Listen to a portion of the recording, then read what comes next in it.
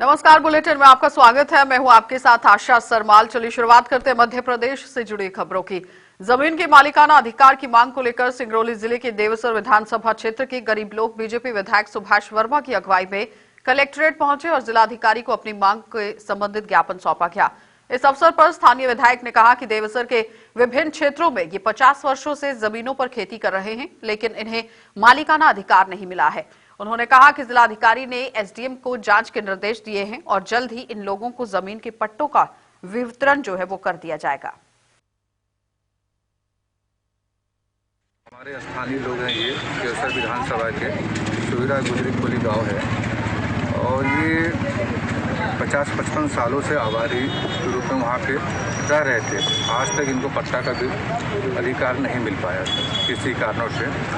मुझे जैसे जानकारी मिली, मैंने पत्राचार के माध्यम से माननीय कलेक्टर साहब को निवेदन किया और उन्होंने तत्काल आदेशित करते हुए एसडीएम को जांच करके रिपोर्ट बना के तत्काल पट्टा वितरण की, क्योंकि ये जिस वर्ग से भी हैं, इनकी स्थिति कैसे भी जंगल की ज़मीन पर, राजस्व की ज़मीन पर रह रहे थे। आज तक इनको पट्टा का अधिकार, खेती बाड़ी थोड़ा सा काम करके रह रहे थे। आज इनको पूर्णतः, आज इनके मन में इतनी खुशी देखकर मुझे भी उत्साहित होना पड़ रहा है कि माननीय हम लोग लगातार माननीय मध्य प्रदेश के मुख्यमंत्री माननीय शिवराज जी के नेतृत्व में हमेशा विकास की गति बढ़ी है और हमेशा विकास कार्यों को उन्होंने तेजी गति से आगे बढ़ाने का भी काम किया है।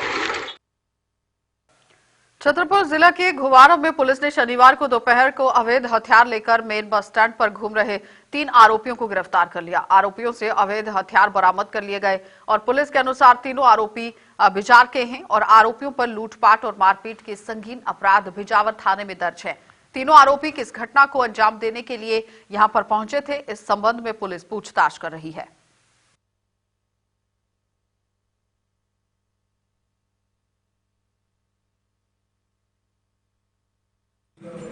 आज तो दिन में लगभग 8:30-9 बजे के आसपास सूचना मिली थी कि यहाँ घुवारा कस्बे में 3 लोग साथ में, जिसमें से 2 लोगों ने कट्टा लिया हुआ था और एक व्यक्ति बक्का लेकर के घूम रहा था, लोगों को डरा धमका रहे थे।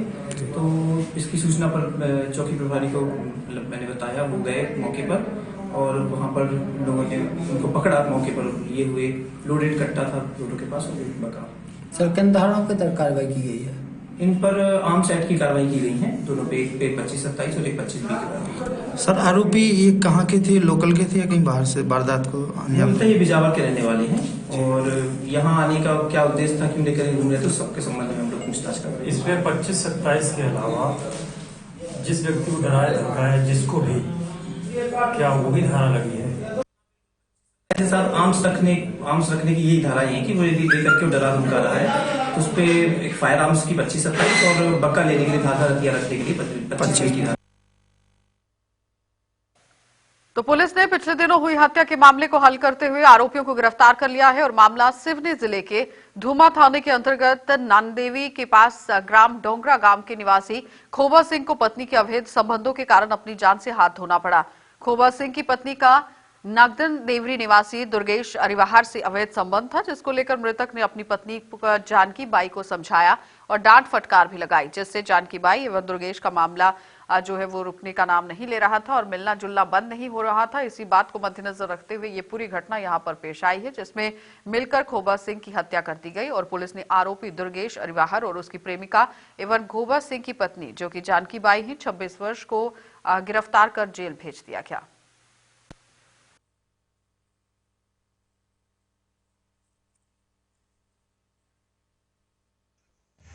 थाना धूम अंतर्गत मृतक खोबा सिंह, उम्र 40 साल, 31/10/2020 को धूमा दुर्गा काली जी विसर्जन के लिए दर्शन के लिए आया हुआ था। जो आरोपी दुर्गेश अहरवार निवासी नागन देवरी के साथ में शराब भट्टी में शराब पिए। शराब पीने के बाद रात्रि में वापस डोंगर गांव जाते समय बंजारी के नीचे नाला पर मृतक खोबा सिंह मोटरसाइकिल से उतर गया और रोड में पसर गया। जो आरोपी दुर्गेश ने उसकी पत्नी जानकी बाई को मोबाइल से पूरी जानकारी दी। तो जानकी बाई ने दुर्गेश को गांव बुलाई और दुर्गेश के साथ बैठकर बंजारी नाला आई। दोनों को देखकर मृतक फिर गाली गुप्तार करने लगा। जो गले में गमछा था, दोनों ने गमछा खींचकर खोवा सिंह की गला घोंटकर हत्या कर दी एवं पुल के ऊपर ही से नीचे नाला के पानी में फेंक दिए। डिंडोरी जिले के मेहदवानी थाना क्षेत्र की एक महिला ने मेहदवानी थाने में पदस्थ पुलिसकर्मी सहित पत्रकार पर बलात्कार का आरोप लगाया है और झोला छाप डॉक्टर, जो कि महिला डॉक्टर है, उन्होंने पूर्व में भी एक पत्रकार के खिलाफ झूठी शिकायत की थी। अब इस महिला ने पत्रकार मामले की जांच कर रहे पुलिस के जांच अधिकारी पर भी आरोप लगाया है। वहीं जांच अधिकारी हवलदार दीपचंद वर्मन ने इन आरोपों को बेबुनियाद बताते हुए कहा कि ये उस पर पत्रकार के खिलाफ मामला दर्ज करने के लिए लगातार दबाव बना रही थी, जिसके कारण अब ये मामला जो है वो सामने आया है। तो महिला उस पर भी झूठा आरोप लगा रही है। डिंडोरी अतिरिक्त पुलिस अधीक्षक ने मामले की जांच के निर्देश दे दिए हैं। महिला का जो साथ में रहता है, महिला के साथ में प्रशांत तिवारी रहते थे, जिनके खिलाफ हिमाचल के पत्रकार शिवरतन कुशवाहा ने शिकायत किया था। उसकी जांच मेरे द्वारा की जा रही थी, जिस संबंध में प्रशांत तिवारी को नोटिस दिया गया था। तो प्रशांत तिवारी न आकर उसने अपने पत्नी से उसके खिलाफ शिकायत करवाया था, जिसकी जांच मेरे द्वारा सिमन SDO की सर्कुलर द्वारा जांच की गई थी।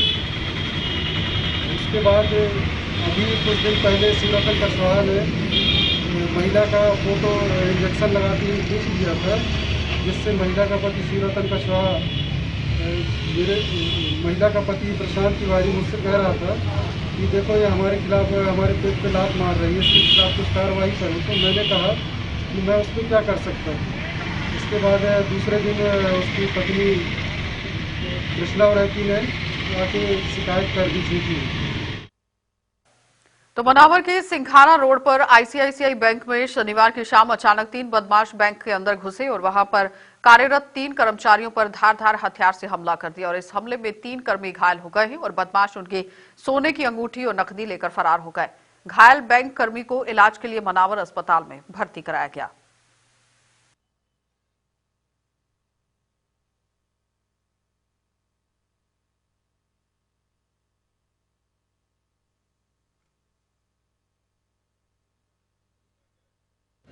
ये मनावर कस्बा में सिंघाना मेन रोड के बाजू में ICICI बैंक है। उस बैंक में कुछ कर्मचारी अपना दरवाज़ा खोलकर अपना काम कर रहे थे, तभी 3 बदमाश अंदर गए और पहले वो चर्चा करते रहे।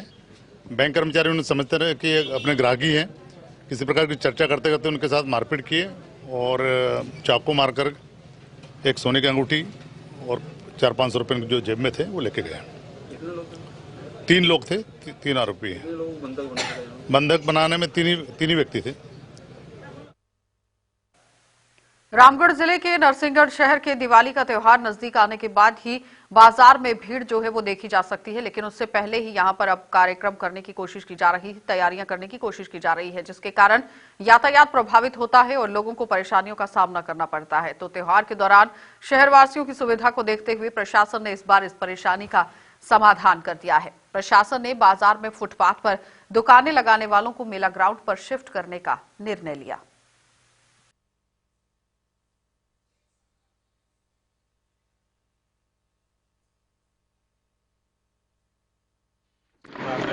अनुभागीय अधिकारी महोदय के समक्ष, तहसीलदार महोदय के समक्ष एवं हमारे थाना प्रभारी महोदय के समक्ष सभी दुकानदार बंधुओं के साथ बैठक आयोजित की गई, जिसमें नगर में लगने वाले प्रतिदिन के बाजार व्यवस्था को सुचारू रूप से बनाने के लिए फल फ्रूट वाले ठेले, सब्जी मार्केट वाले ठेले, गुड़ वाले हाट ठेले, जो भी हाट ठेले हैं सभी प्रकार के उनको, और त्यौहार पर लगने वाले जैसे दीपक की दुकान है, रंगोली की दुकान है और ये पशु श्रृंगार वाले जो भी हैं, सब इनको उठाकर और हम मेले ग्राउंड में शिफ्ट करेंगे। तो मधुसूदनगढ़ के तहसीलदार द्वारा किसान के साथ अभद्रता करने की खबर JK24/7 न्यूज पर प्रसारित होने के बाद जिला कलेक्टर कुमार पुरुषोत्तम ने कड़ा संज्ञान लेते हुए तहसीलदार के खिलाफ जांच के आदेश दे दिए हैं। इस मामले को लेकर जिला कलेक्ट्रेट ने कहा कि मामला मीडिया में आने के बाद उन्होंने SDM को इस मामले में जांच करने और 3 दिनों के भीतर रिपोर्ट देने के लिए कहा। उन्होंने कहा कि किसी भी शासकीय अधिकारी पर इस तरह का जो आचरण है वो उचित नहीं है। वीडियो मेरे संज्ञान में आया है, साथ ही साथ समाचार पत्रों में भी एक खबर प्रकाशित हुई है जिसमें यह उल्लेख है कि मधुसूदनगढ़ के एक किसान के साथ वहां के तहसीलदार द्वारा उचित व्यवहार नहीं किया गया है। यह घटना निश्चित तौर पे आपत्तिजनक है। इसकी जांच के लिए मैंने एडीएम गुना श्रीमती विदिशा मुखर्जी को अधिकृत किया है, जो 3 दिवस में रिपोर्ट देंगी। इसके जांच के आदेश मैंने कल शाम को ही कर दिए थे। जांच रिपोर्ट आने के बाद कार्रवाई की जाएगी। श्रमजीवी पत्रकार परिषद नरसिंहपुर के महाराष्ट्र सरकार द्वारा पुलिस द्वारा पत्रकार अर्नब गोस्वामी के साथ किए गए सलूक की निंदा की गई और परिषद का कहना है कि जिस तरह उनके साथ मुजरिम की तरह व्यवहार करते हुए गिरफ्तार उन्हें किया गया, वे लोकतंत्र के प्रहरियों के लिए ठीक संदेश नहीं है। कुछ तो ऐसा जरूर है जो महाराष्ट्र सरकार आम जनता के बीच लाना नहीं चाहती है।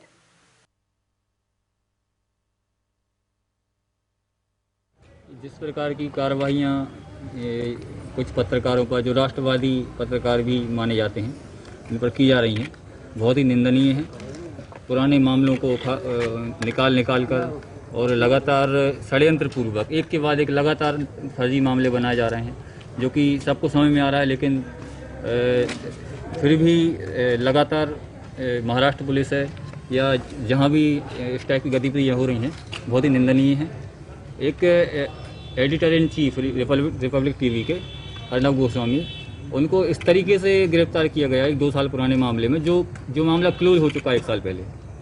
1 साल पुलिस ने जांच करने के बाद उसे बंद कर दिया था, तो अचानक से उसको ओपन करते हैं और इस तरीके से गिरफ्तार किया जा रहा है एक पत्रकार को जैसे कोई आतंकवादी हो।